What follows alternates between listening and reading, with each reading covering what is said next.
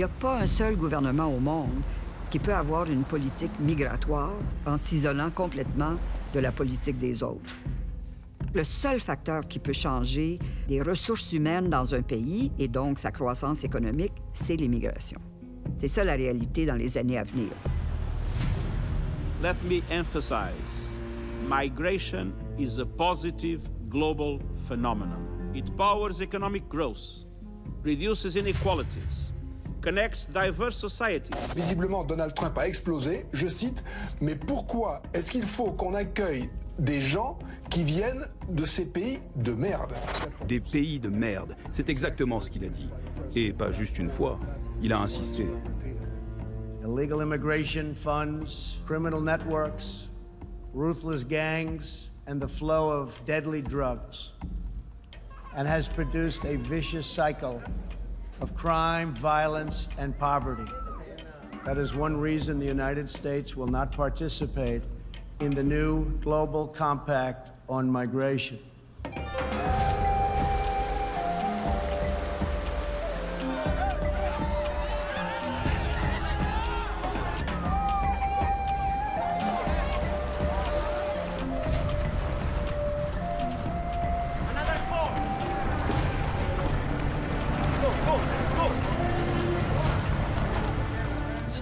You're in the United States now. If you cross the little bridge here, you're going to be arrested because it's illegal to cross the border.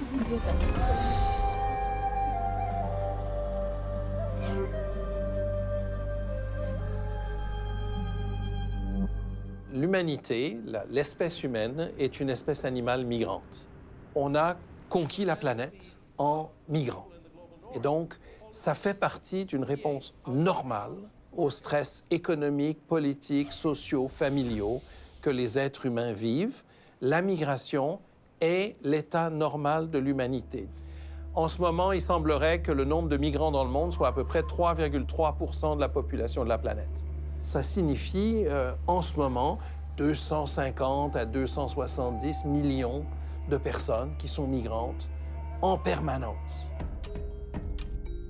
La crise éclate en 2015. Les côtes européennes de la Méditerranée accueillent plus d'1,5 million de réfugiés victimes de la guerre, de l'oppression et des changements climatiques. Which language do you speak? English? Des centaines de milliers de personnes risquent leur vie pour le rêve européen. Et 4000 d'entre eux meurent noyés. À tous les jours, les gens meurent en traversant la Méditerranée. Donc, on a mis sur place en 2015 3 bateaux avec des services de repêchage de secours en mer et de premiers soins. Et dans les 3 dernières années, Médecins sans frontières a repêché plus de 80 000 personnes dans ces bateaux. Les frontières européennes sont débordées. Les gouvernements se tournent vers les Nations unies. En 2016, les États membres de l'ONU votent en faveur d'une résolution préparant ce qui deviendra le Pacte mondial pour des migrations sûres, ordonnées et régulières. Le secrétaire général m'a demandé d'être sa représentante spéciale pour accompagner ce processus de migration et d'être essentiellement, moi je pense, beaucoup la voix morale du secrétaire général pour accompagner ce processus-là dans la meilleure direction possible. Pourquoi vous avez fait appel à Louise Arbour? Parce qu'elle est absolument fantastique. Elle était au commissaire des droits de l'homme. J'ai eu l'occasion de la connaître très bien pendant cette période et de voir son extraordinaire compétence, la rigueur. Élevée à Montréal, Louise Arbour est une grande juriste. Elle était juge à la Cour supérieure en Ontario lorsqu'on a fait appel à elle la première fois pour intervenir dans un conflit international. Elle a été témoin de l'horreur des pires massacres en ex-Yougoslavie et au Rwanda comme procureur en chef des tribunaux sur les crimes de guerre. Elle a traqué sans relâche ses responsables.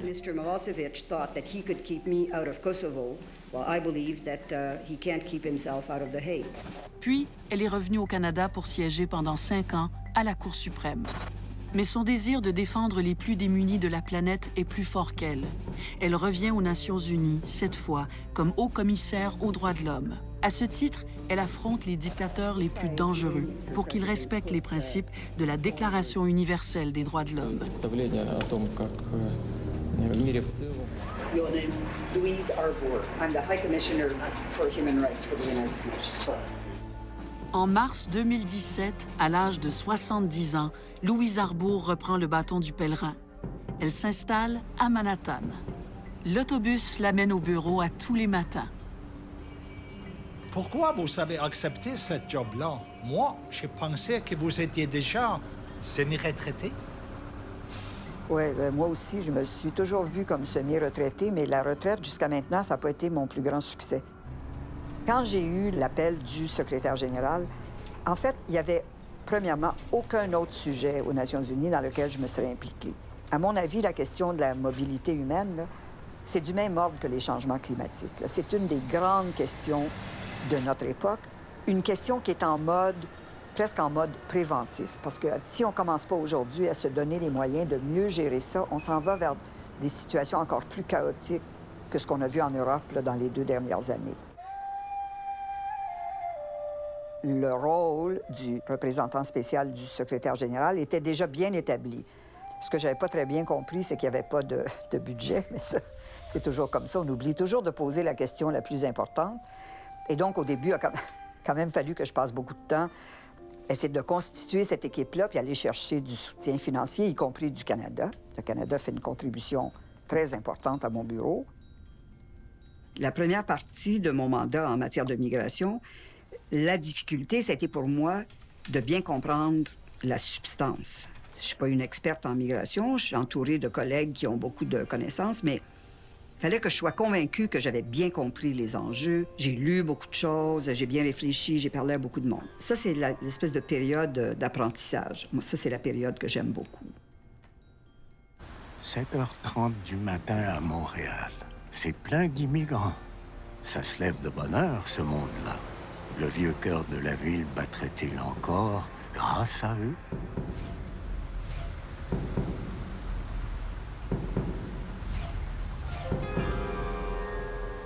Je vous rappelle que vous êtes bien sur les ondes de Média Maghreb, 1450 AM, 104.5 FM. Avec la dernière émission, on s'est dit qu'au lieu d'écouter les candidats, nous avons au sein de la communauté des personnes qui sont engagées dans des partis politiques pour essayer de créer un débat intracommunautaire, donc au sein de la communauté arabe en général, nord-africaine bien sûr.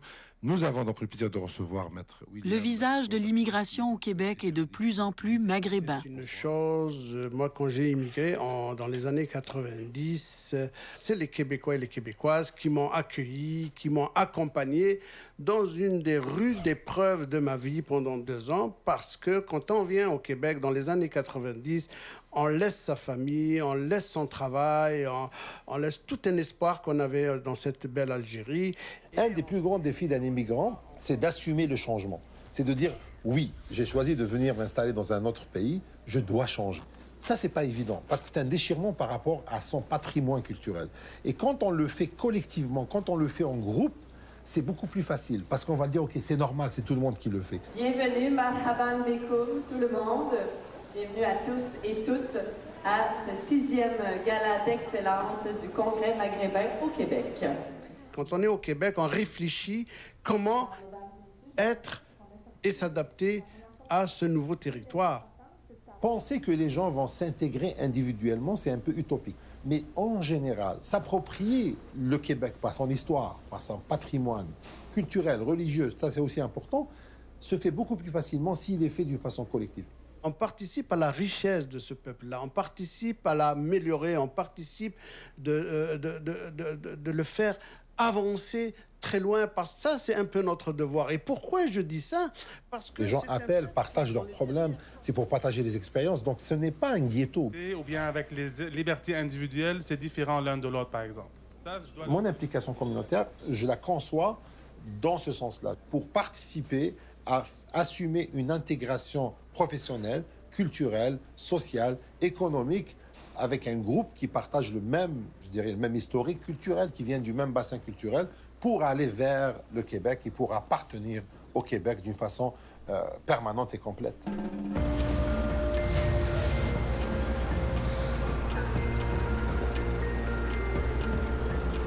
le processus pour un pacte mondial sur la migration qui a été lancé par les États membres des Nations unies à l'automne 2016.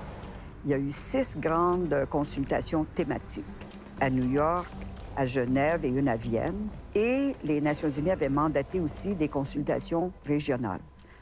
Alors, on a fait l'Amérique latine, le Moyen-Orient, l'Afrique, et c'est important dès le début qu'on comprenne bien les enjeux régionaux. Et c'est ça qui va servir de base aux 2 co-facilitateurs, les ambassadeurs du Mexique et de la Suisse. C'est eux qui vont devoir produire le document de base pour les négociations, le premier brouillon, le premier projet d'un pacte mondial. Les consultations régionales révèlent une situation complexe, loin des stéréotypes établis. Les divisions sont vives au sein des 192 pays qui participent au débat. Le rôle de Louise Arbour est de les rapprocher. À première vue, une mission impossible. Surprenant que c'est, mais c'est la première fois que les États membres de l'ONU, au sein de l'ONU, ont discuté de ce phénomène de la migration internationale. L'idée principale, c'est de réduire la migration irrégulière. Et c'est nécessaire parce que si on regarde ce qui se passe dans le monde, dans le domaine de la migration, il y a quand même des lacunes dans la coopération internationale. Et c'est cette lacune qu'on essaye à combler avec le compact. We finally, after decades of work, managed to bring migration to the UN. On the other hand, the increase of nationalistic sentiments is there, while anti-immigration sentiments keeps growing in many countries in the world. Politically, migration has become extremely complex. Societies are reacting to this phenomenon. The first challenge, big challenge of Louise Arbour is to put together the machinery, a machinery that tends to be very fragmented. You could hardly find any other person that could do it as she can. Louise's role is precisely to travel the world, to talk to leaders around the world, to explain to societies, to socialize, if you like, this global compact.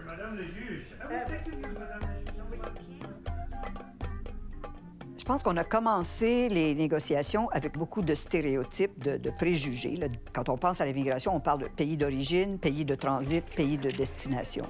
Quand les États ont commencé à négocier, je pense que la conception, c'était que les pays pauvres, c'est les pays d'origine, et les pays riches, c'est les pays de destination. Mais la réalité, c'est pas ça du tout, mais pas du tout. La vaste majorité des déplacements se font sud-sud. Alors, on a appris beaucoup de choses et je pense qu'on a réussi à repousser certains stéréotypes. Les chiffres donnent raison à Mme Arbour. De 10 à 12 millions d'Africains migrent annuellement, certains à l'intérieur de l'Afrique, d'autres vers l'Asie. En 2017, seulement 2% ont migré vers l'Europe. 25,5 millions de migrants travaillent dans les pays du Golfe Persique. En Chine, 200 millions de personnes migrent à l'intérieur même de leur pays. À New York, une équipe de 4 rédacteurs, 2 Suisses et 2 Mexicains, recueille les points de vue des pays membres afin d'élaborer un texte de base qui va servir d'outil de négociation.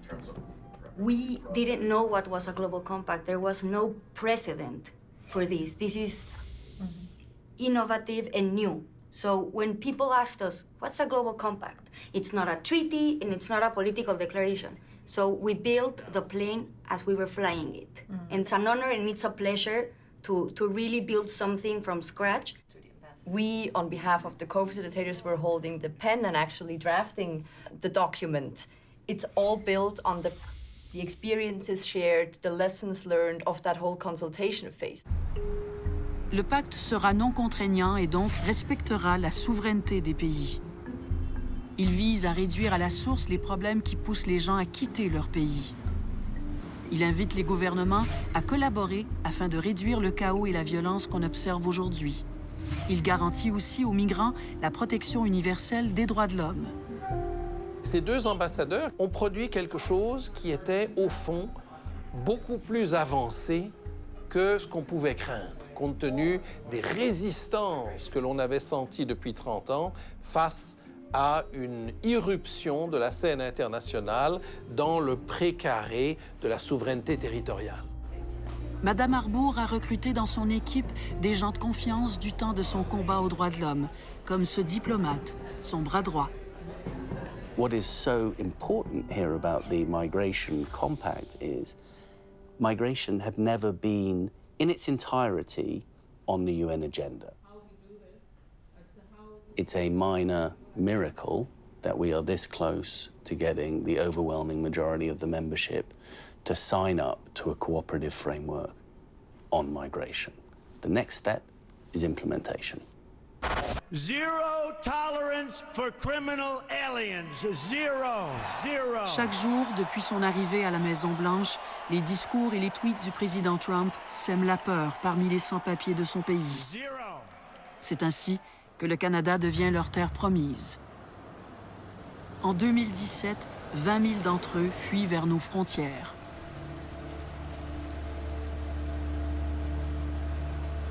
Vous parlez français? Oui. Oui? Oui. C'est un chemin d'entrée illégal. Si vous entrez ici, vous allez être arrêté. On est obligé, on n'a pas de choix. Cette soudaine vague de réfugiés suscite un vif débat sur l'immigration au pays, surtout au Québec. Where do you come from? From Nigeria. Nigeria? Okay. I come from Ethiopia. Ethiopia? Okay. If you cross here, you will get arrested. You're aware of that? Yes, yes. It's your choice. Nowhere to go.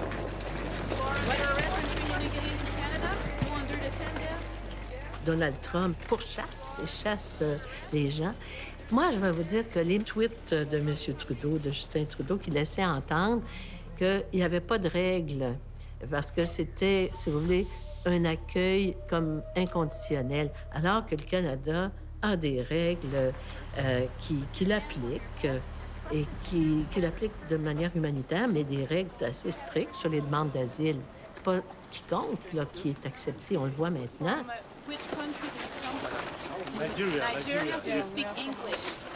Les Québécois s'entre-déchirent sur la façon d'accueillir les immigrants.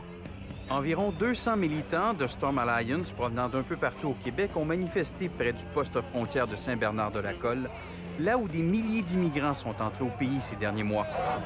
Devant eux, une centaine de manifestants de gauche, avec à leur tête le militant bien connu... On a vu l'existence de courants d'extrême droite au Québec, ce qu'on ne pouvait même pas imaginer auparavant. Et un discours dans les radios poubelles aussi, qui fait peur. Un discours qui entretient une sorte de réaction négative. Et ça m'inquiète. Jour après jour, année après année, je pense que ça distille des opinions que je pensais pas qu'on pourrait entendre au Québec. Retour dans les années 60. De nouvelles vagues d'immigration changent la face du Québec. En 1968, le premier ministre de l'époque, Daniel Johnson, a créé le ministère de l'Immigration. Il n'est pas question d'inonder la province d'immigrants quand on a des problèmes économiques ici. Il s'agit de choisir des immigrants pour remplir des positions qui sont disponibles. Nous voulons que les immigrants, une fois rendus ici, puissent régler leurs problèmes, puissent s'adapter. Et nous voulons aussi que même les fils d'immigrants continuent de garder les traditions culturelles de leur ethnie. Et c'est un apport extrêmement riche pour le Québec et particulièrement pour la métropole de Montréal. Moi, j'ai fait mon stage du barreau au ministère de l'Immigration. Plus tard, je devenais ministre du ministère de l'Immigration. Mais j'adorais ça. Le nationalisme québécois, c'est ou un nationalisme d'affirmation, le nationalisme, entre autres, qui introduit la notion de pays dans sa diversité, ou c'est un nationalisme de conservation, que j'appelle plus un nationalisme canadien-français, tourné vers ce qu'était le Canada français ou le Québec durant cette époque. Alors, il y a comme une sorte de tension là, qui se vit présentement. Ce que je souhaite, évidemment, c'est que le Québec ait confiance en lui-même, qu'il soit assez confiant en lui-même pour se dire qu'il est capable maintenant, comme il le fut dans le passé, d'être hospitalier.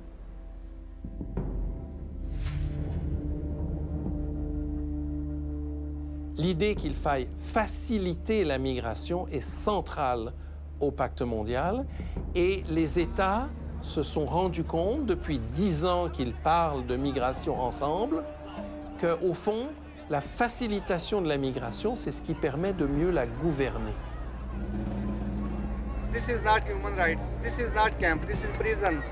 Plus on facilite la migration, plus les migrants se présentent aux gardes-frontières et présentent les bons papiers. Et donc, on a le contrôle et en même temps, on facilite la mobilité.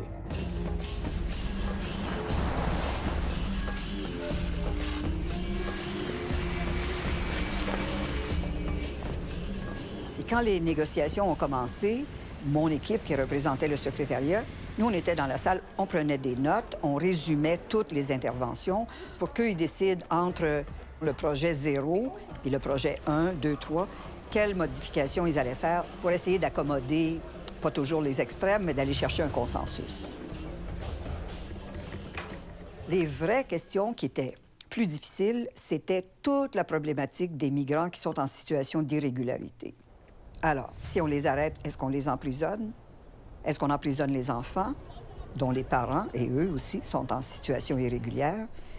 Est-ce qu'on leur donne accès à certains services de base, comme des soins de santé, accès à l'éducation? Ça a été, je pense, pendant presque tout le processus, une question qui revenait souvent, soit qu'on l'évitait, ou bien qu'on ne faisait pas beaucoup de progrès pour en discuter. Pendant 5 jours, chaque mois, les diplomates se réunissent pour accoucher d'un texte final du pacte. Les 192 pays ont une voix égale. Il y a beaucoup de tensions dans l'air, surtout que l'échéance de juillet approche rapidement.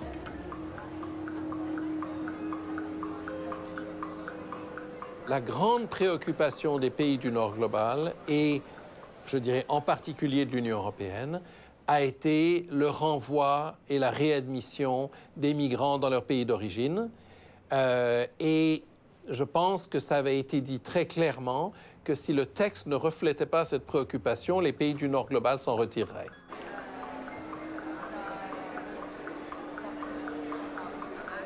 It's about migration, it's also about multilateralism. And I think it's important to bear that in mind. This is a climate in which multilateralism is on a number of fronts, or can seem to be on a number of fronts, under threat. A couple of days ago, the Global Migration Compact of the United Nations has been published. We see it as a very unbalanced and in a very extremist way pro-migration document, which is dangerous and irresponsible in the meantime. Quand le ministre des Affaires étrangères de la Hongrie s'est présenté, sa position, c'était « La migration, c'est une mauvaise chose. On peut l'empêcher et on doit l'empêcher. » Sérieusement, qu'est-ce que c'est ça comme position à l'échelle mondiale de dire à certains pays, de dire au Canada, par exemple, la migration de façon générale, l'immigration, c'est objectivement une mauvaise chose et ça doit être stoppé, mais c'est complètement ridicule. Les gouvernements décident des politiques migratoires, mais ce sont les populations qui les subissent. Pour l'aider, Louise Arbour invite une centaine d'ONG comme observateurs. Ils proviennent des syndicats, des milieux d'affaires, d'organisations religieuses et de groupes d'activistes. We could have been starting the process of negotiating a treaty, something legally binding. We would have been at it probably a decade. Ma réflexion personnelle était beaucoup plus près de celle de beaucoup de ces ONG qui travaillent dans ce domaine-là, qui sont peut-être un peu déçus que, d'abord, que c'est un texte qui n'est pas contraignant sur le plan juridique. Si on l'a dit depuis le début, bon, finalement, moi, je pense qu'on peut faire beaucoup de progrès si on a un bon consensus politique, plus que d'avoir un instrument juridique, mais qui ne sera pas beaucoup ratifié. Bon. On voit bien que le chemin va être encore un peu long, notamment pour les co-facilitateurs, pour concilier certaines positions. Les causes profondes des départs massifs ne sont pas attaquées. On est en train de s'attaquer aux conséquences du problème. Et on oublie aujourd'hui qu'il y a des causes multidimensionnelles qui sont liées au changement climatique, qui sont liées à des phénomènes politiques, qui sont liées à des questions de l'emploi des jeunes. Parce que si vous voulez décontaminer un fleuve, vous ne décontaminez pas les affluents, vous décontaminez l'origine du fleuve. Après 5 mois de débats et 6 révisions, le texte du pacte est finalement prêt à être approuvé. Colleagues, we have indeed reached the end of the road. And I believe, or we believe very much, that we have done exactly what we had set out to do. We both declared the conclusion of the negotiations, say it together with me, of the Global Compact for Safe, Orderly and Regular Migration is agreed.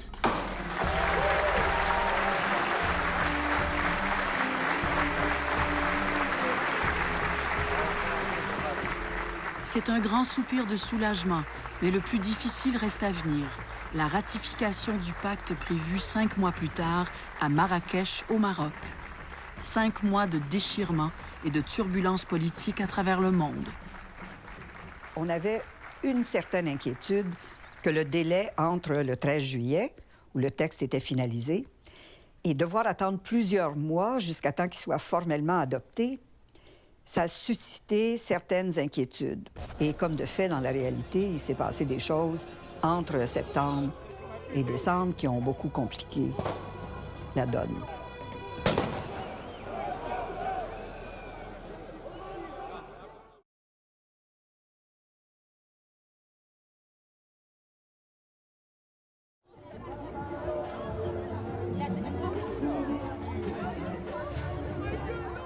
À chaque année, cette communauté fête le Québec. C'est la rencontre entre cette communauté qui est francophone. Le Maghreb, c'est le plus grand bassin francophone à l'extérieur de la France. Et le Québec, bien sûr, cette terre d'accueil qui les a accueillis, leur a permis, en fait, de réaliser leurs rêves. Pour la première génération, avec des défis, avec des difficultés, mais en fin de compte, avec des réussites. Pour la deuxième génération, ils sont chez eux au Québec, donc ils viennent aussi fêter leur culture, la culture de leurs parents et de grands-parents, mais aussi la fêter dans un contexte québécois. On peut retrouver aujourd'hui dans l'événement des gens que ça fait 2 semaines qui sont là au Québec, comme on peut retrouver des gens qui sont à la 3e génération. Même on commence à avoir une 3e génération. Les grands-parents sont établis dans les années 70 et cette rencontre aussi entre cette génération de Québécois d'origine maghrébine qui sont des Québécois qui sont nés ici, qui sont le résultat ou le produit de l'école 101 aussi. C'est des enfants qui ont fait l'école francophone et qui sont Québécois dans leur accent, dans leur tradition. C'est ce qu'on est en train de voir aujourd'hui. 1, 2, 3, je suis Québécois. 1, 2, 3, nous sommes Québécois. Ce qui va nous unir, c'est le drapeau du Québec. Et c'est ça pour moi l'interculturel, c'est de dire que notre appartenance au Québec n'est pas une appartenance, nous ne sommes pas des locataires. Nous voulons être des propriétaires. Mais aussi toutes les différentes générations d'immigration venues de partout composent aussi ce Québec qui est en évolution.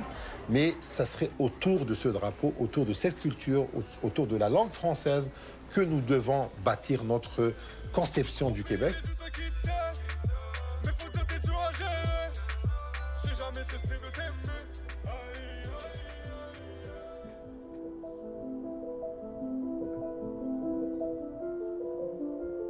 C'était toujours clair pour moi que j'allais revenir. D'ailleurs, quand j'ai commencé à travailler au début des années 70, j'ai travaillé à Ottawa, ensuite à Toronto. Puis quand les gens me demandaient d'où venez-vous, je disais toujours, je viens de Montréal, mais je travaille temporairement à Toronto. J'ai dit temporairement pendant 25 ans. Quand j'ai eu vraiment l'occasion de revenir, c'était évident pour moi, je n'allais pas me réinstaller ni à Toronto ni à Ottawa. Alors je suis rentrée au pays, chez moi. Dans mon travail sur la migration, j'ai passé presque 2 années complètes à New York, que j'aime beaucoup. J'aime beaucoup les gens, j'aime beaucoup le monde, j'aime le bruit, mais je préfère les arbres, l'eau, le vent, le calme. Est-ce qu'elle est capable vraiment, comme relaxer, être avec vous autres, être avec ses petits-enfants? 100%. C'est pas quelqu'un qui se trouve à toutes les heures attaché à son BlackBerry ou son cellulaire. C'est quelqu'un qui... Ma mère s'assoit avec les enfants, ils jouent aux cartes, ils colorient ensemble.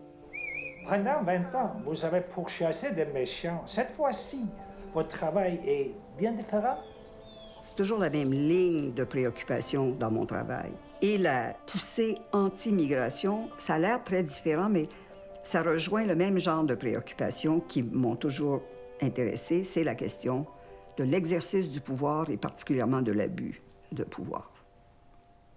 Inévitablement, nos cultures se transforment par l'arrivée des étrangers. Alors, que ce soit des modèles d'intégration, d'assimilation, de transformation, je pense que ça doit être fait en respect des droits des autres, comme on veut que nos droits, nous, soient respectés. Il faut vivre dans un monde moderne, qui est un monde en transformation. Il faut trouver sa place, et il faut laisser de la place aux autres aussi. Il y a une belle phrase de Richard Desjardins qui dit « des territoires coulés dans nos veines ». Moi, je pense que les migrants, ils ont aussi leur territoire d'origine coulé dans leurs veines.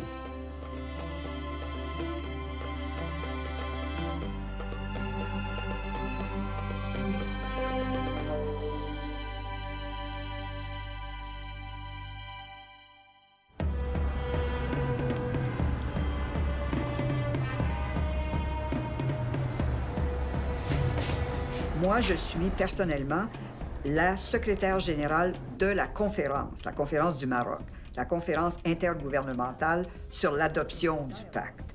Donc, il y a des vraies questions de migration, de substantives, de toutes sortes de...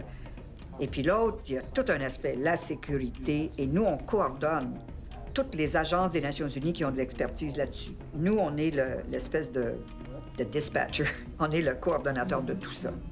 NGOs and civil society. Oh yeah, the front is there. Sorry, I had it completely backwards. Okay, I'm with you. En dehors des murs des Nations unies, les mouvements d'opposition à la migration prennent de l'ampleur. Louise Arbour n'hésite pas à plonger tête baissée dans la tempête. Il y a des voyous qui sont au pouvoir, qui se préconisent de vivre dans un état de droit.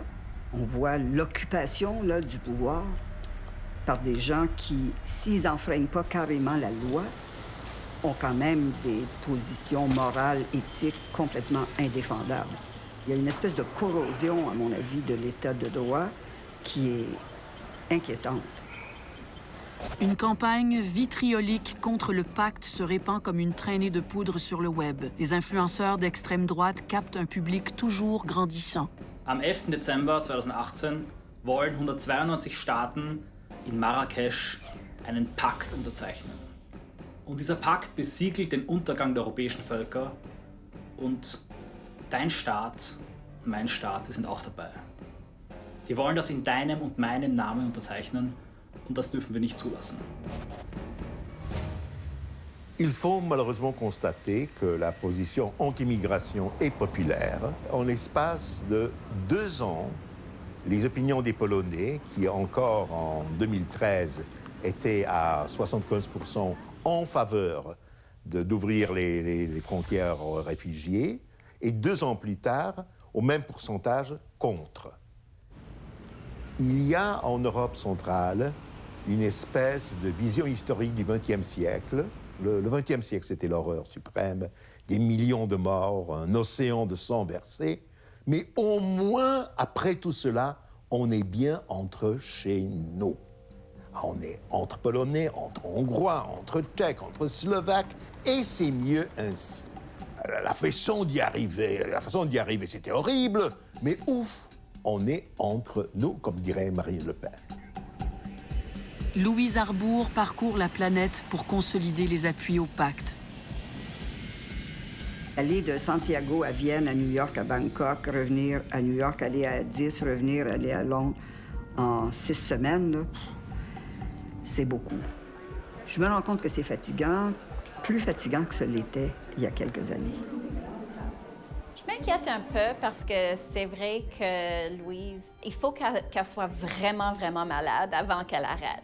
C'est des voyages super longs avec des changements de l'heure. Alors, c'est difficile pour nous tous, mais surtout quand on est de moins en moins jeunes. D'autres font le chemin inverse. Après avoir parcouru l'Afrique de l'Ouest, Mamadou Goïta arrive à Montréal afin de rallier la diaspora. Le pacte a des forces, mais aussi il y a beaucoup de défaillances. Parce qu'on a voulu que ce soit un pacte qui soit beaucoup plus contraignant, mais on revoit bien par rapport au contenu qu'il y a des choses qui ne sont pas assez contraignantes. Donc c'est ce processus qu'on est en train de vivre aujourd'hui, c'est une des voies pour trouver des solutions aux problèmes de l'Afrique. La migration massive des jeunes aujourd'hui qui est en train de déposséder ce continent de ses bras valides. Ces conflits des dialogues qu'on a vus au niveau du pacte mondial, notamment entre l'Union européenne souvent et l'Afrique, ou entre l'Amérique du Nord et l'Afrique, n'a pas sa place dans un tel dialogue, parce que sans la coopération entre les États, on ne peut jamais régler le problème de migration.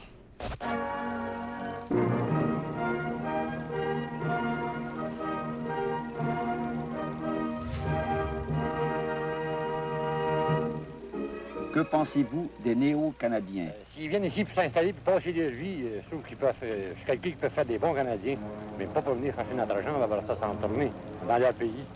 Tous ceux qui viennent au Canada et se comportent comme ceux qui sont ici dans Sherrington sont les bienvenus parmi nous. Il n'y aura pas de citoyens de seconde zone dans le Québec. C'est-à-dire immigrants actuellement installés ou immigrants arrivant ici seront traités sur le même pied que les citoyens du Québec, anglophones ou francophones. C'est la campagne électorale au Québec. La question de l'immigration et de l'intégration des immigrants est au cœur des débats. D'abord, nos objectifs sont clairs. Ce qu'on dit, c'est qu'on veut réduire de 50 000 à 40 000 le nombre d'immigrants pour mieux s'en occuper. Ce qu'on dit aussi, c'est qu'on veut que les nouveaux arrivants réussissent un test de français puis un test de valeur avant de recevoir le certificat de sélection. Mais l'enjeu actuel, il est le suivant. Si on reconnaît la pénurie de main-d'œuvre, il faut garder la porte ouverte à l'immigration. Nous, on prévoit de maintenir les seuils comme ils sont. M. Legault, je ne sais pas. Ça dépend des jours. Il change continuellement d'avis selon les sondages, selon les gens où il est, selon à qui il parle. Les Maghrébins sont engagés de près dans le débat. Il faut uniquement parler de l'intégration des nouveaux arrivants. Si on veut se débattre, là, on doit se débattre sur comment améliorer la vie des nouveaux arrivants. C'est sur ça qu'on doit... Personne n'a la réponse exacte. Est-ce qu'il nous faut 60 000? Est-ce qu'il nous faut 50 000? Est-ce qu'il nous faut 40 000? À mon avis, ce n'est pas là le problème. Le vrai problème, c'est quelles sont les mesures pour les aider à s'intégrer. Moi, sincèrement, ça ne me dérange pas qu'on réduise le nombre d'immigrants ou qu'on l'augmente, mais à condition que ça soit fait d'une façon réfléchie, loin d'une idéologie. Ça serait dommage que le gouvernement actuel a réduit juste pour satisfaire le fantasme de certaines personnes. J'espère qu'ils l'ont fait en faisant une analyse sérieuse. Il ne faut pas jouer avec l'opinion publique de manière électoraliste, si vous voulez, ou pour en tirer, ou instrumentaliser ces questions de société qui sont des questions importantes, puis les instrumentaliser pour le bénéfice, disons, partisan. Nos sociétés vont devenir plus diversifiées et plus mobiles. Il n'y a pas de retour en arrière. On entend les gouvernements dire on veut réduire l'immigration, et c'est en Europe aussi, on en parle, réduire l'immigration. Mais ce ne sont pas les gouvernements qui décident de l'immigration. Ce sont les employeurs, ce sont les nécessités économiques, les nécessités sociales. Les immigrants ne vont pas dans les pays où il n'y a pas d'emploi pour eux. Ou bien c'est un bouc émissaire, la migration, ou bien ça s'inscrit dans toute une espèce d'idéologie de repli, d'autoritarisme, d'espèce de nostalgie pour une époque qui, à mon avis, n'a jamais existé. Je pense que la migration, comme sujet, là, ça a été facile de mobiliser là-dessus, mobiliser sur le rejet de l'autre. De toute façon, nos sociétés deviennent plus diversifiées, plus ouvertes, à tout point de vue. Et quelque part, ce populisme anti-immigration est une bataille d'arrière-garde d'une guerre qui a déjà été perdue.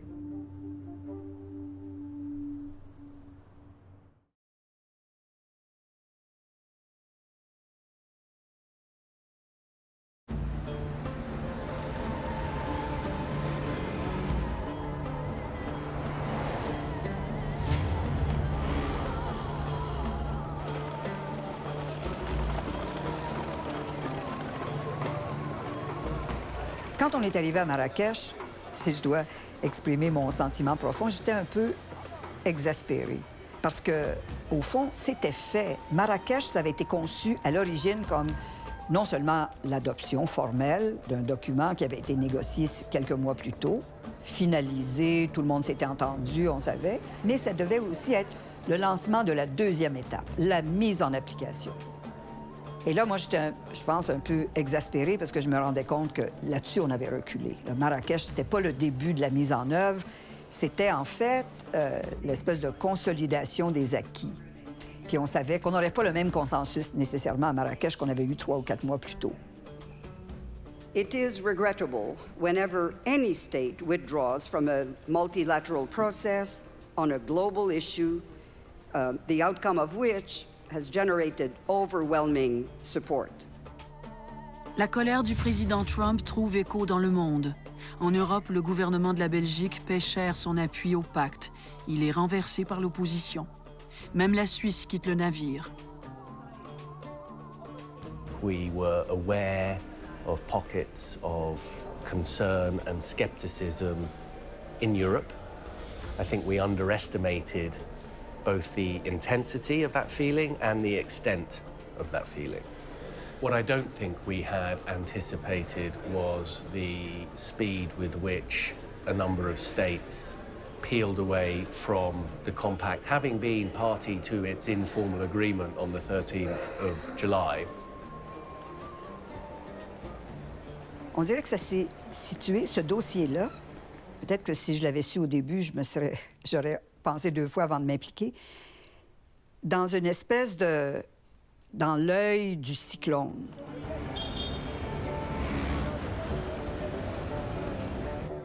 En parallèle de la conférence de l'ONU, une soixantaine de maires et mairesses provenant de partout dans le monde se réunissent pour discuter de la migration.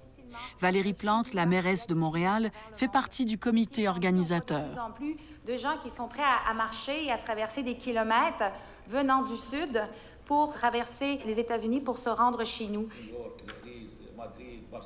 C'est des maires et des mairesses qui demandent d'être entendus parce qu'au final, ce sont nous on est sur la ligne de front. Quand il y en a des vagues migratoires ou des réfugiés, nécessairement, c'est nous, au niveau des villes, qui devons trouver des solutions au niveau de l'habitation, de l'emploi, de la mobilité, toutes ces questions-là. 70 % des nouveaux arrivants s'installent à Montréal. Alors, on a une grande responsabilité de s'assurer que l'intégration se passe bien. Moi, je suis inquiète.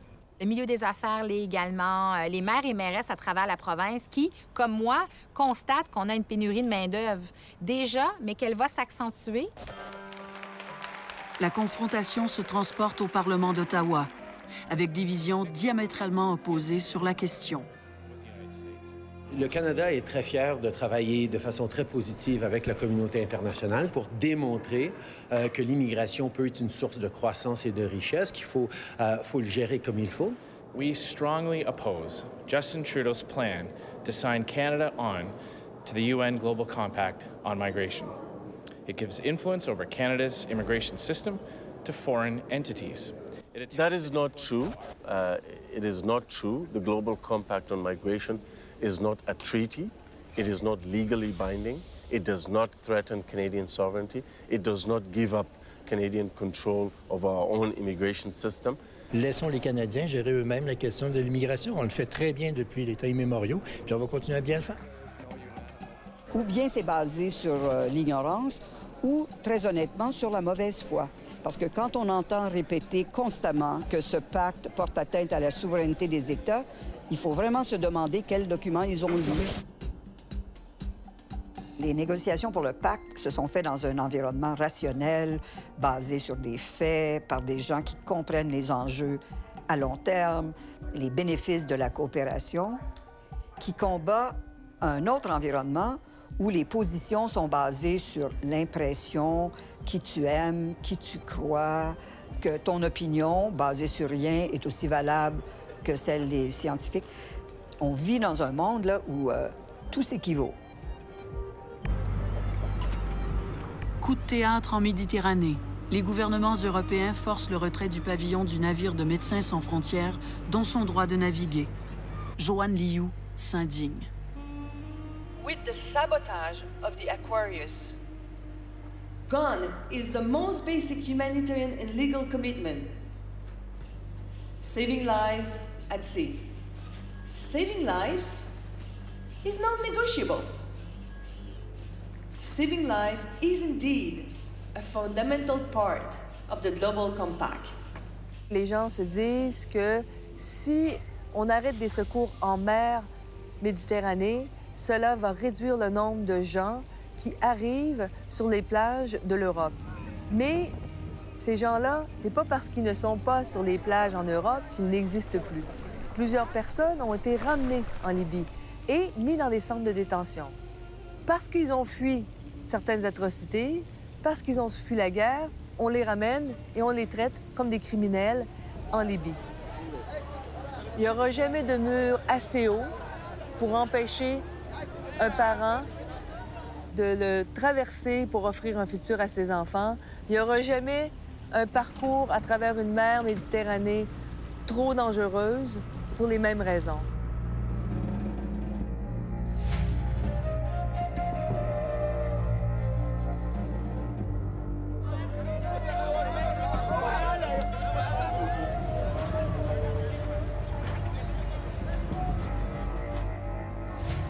Excellencies, ladies and gentlemen, may I first of all express my deep gratitude and appreciation to the permanent representatives of Mexico and Switzerland and to Louise Harbour for their work. Dans le dernier droit, après Marrakech, le consensus s'effrite.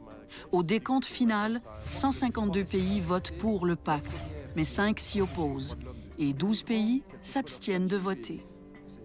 Bien, le pacte, ça va être la référence ultime pour la coopération internationale, surtout quand ça va devenir de plus en plus problématique. Par exemple, à cause des changements climatiques, à cause de la croissance démographique disproportionnée, à cause des inéquités aussi de richesse entre les pays, à l'intérieur des pays. Tout ça, si ça continue à se détériorer, la question de la mouvance migratoire va devenir de plus en plus importante et le pacte, ça va toujours être, à mon avis, la référence.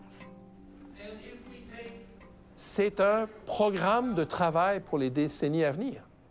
C'est comme la Déclaration universelle des droits de l'homme. Le lendemain du 10 décembre 1948, le monde n'a pas changé. Par contre, depuis 70 ans, nous avons fait des progrès considérables sur la mise en œuvre de ce cadre conceptuel qu'était la Déclaration universelle. Le pacte mondial, pour moi, représente le même genre de cadre conceptuel et nous allons devoir réfléchir à sa mise en œuvre au cours des décennies à venir. Migration is a global reality. Not one country can address the challenges, for example, related to irregular migration. So it is in Canada's interest, as well as the interest of any other country that is affected by global migration, to work together with others to address issues around irregular migration, which affects Canada as well. Soutenir l'immigration de façon responsable. Alors, on a parlé de nos contextes particuliers. Les sociétés évoluent tout le temps. Et pour moi, la part des migrations est absolument bénéfique parce que c'est ce grand métissage-là qui fait qu'une société évolue, selon moi. Il faut absolument mettre de l'avant ce côté humain et parler d'une voix unie qui ne remet pas en question notre identité à nous, mais au contraire, comment l'immigration vient enrichir notre identité. La première génération d'immigration vit un deuil toute sa vie. C'est une vie entière. Parce que la première génération vient très souvent pour les enfants, en fait. Et c'est la deuxième génération souvent qui en bénéficie. Demain, dans 20 ans, la société québécoise, la société canadienne comprendra beaucoup plus de musulmans, beaucoup plus d'hindous, beaucoup plus de bouddhistes. Et c'est une réalité et ce sera l'avenir de nos sociétés. Et ces gens-là contribuent à nos sociétés de façon considérable, quotidienne, et le feront de plus en plus. Et nos sociétés se transforment. Chaque génération apporte ses transformations à la société. Aujourd'hui, de la façon dont collectivement on va répondre à cette problématique-là, va être un moment qui va nous définir dans notre humanité collective. Parce que si aujourd'hui, on renie l'humanité chez le migrant, c'est que ça veut dire, à quelque part, on se renie nous-mêmes.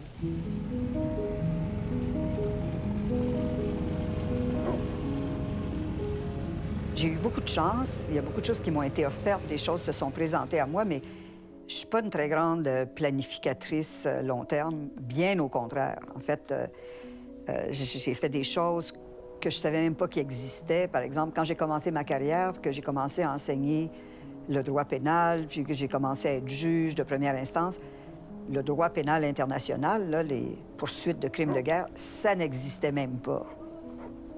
Dans le moment, là, il n'y a rien en particulier qui m'interpelle, sauf le désir de réduire un peu l'intensité de le travail à plein temps. Là, ça commence à m'intéresser un petit peu moins. Là, un engagement comme ça, le dossier de la migration, ça a été quoi? 20 mois à plus que plein temps.